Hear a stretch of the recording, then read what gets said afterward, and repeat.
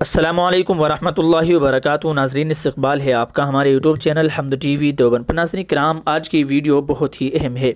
ناظرین، آپ سے گزارش ہے آپ اس ویڈیو کو مکمل آخر تک سماعت فرمائیے گا اور اپنی رائے کمنٹ باکس میں، اپنے خیالات کو کمنٹ باکس میں ضرور بتلائیے گا۔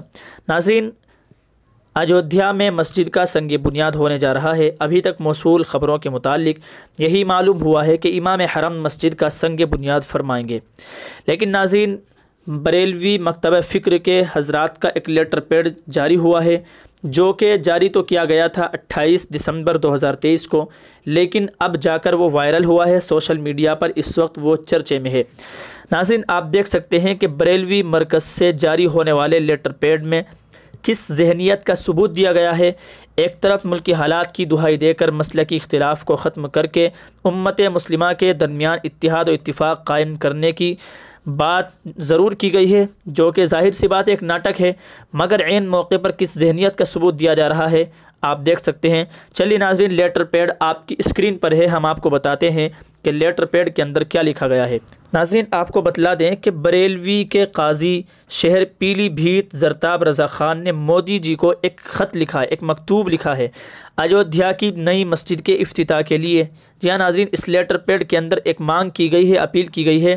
وہ لکھتے ہیں کہ ہمارے ملک ہندوستان میں صوفی نظریات کے لوگوں کی اکثریت ہے، اسی لیے آپ سے گزارش ہے کہ کعبہ شریف کے امام جو کہ وہابی نظریات کے ہیں، جی ہاں ناظرین لیٹر پیڈ آپ کی اسکرین پر ہے، صاف طور پر لکھا گیا ہے کہ جو کہ وہابی نظریات کے ہیں مسجد کا افتتاح نہ کریں، بلکہ ہمارے ملک کے خانقاہوں کے نمائندوں کو بلایا جائے اور ان کے مشورے کے بعد مسجد کا افتتاح ہمارے ملک کے کسی صوفی نظریے کے عالم سے کرایا جائے اور مسجد کے انتظامات کی ذمہ داری صوفی نظریات کے حامل لوگوں کو سونپی جائے۔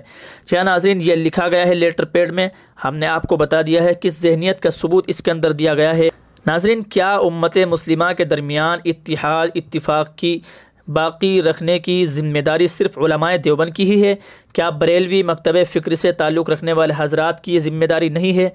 جہاں علماء دیوبند ہمیشہ اتحاد اور اتفاق کے ساتھ بات رکھتے ہیں اور بات کرتے ہیں اور اسی کوشش میں ہیں کہ امن و امان رہے، لیکن دوسری طرف یہ حضرات اس طرح کے لیٹر پیڈ اور آئے دن ان کی اس طرح کی ویڈیوز اور آڈیوز وغیرہ آتی رہتی ہیں، اور ان کے مکاتب فکر کے حالات تو آپ جانتے ہی ہیں کہ کس طرح کے ان کے بیانات ہوتے ہیں۔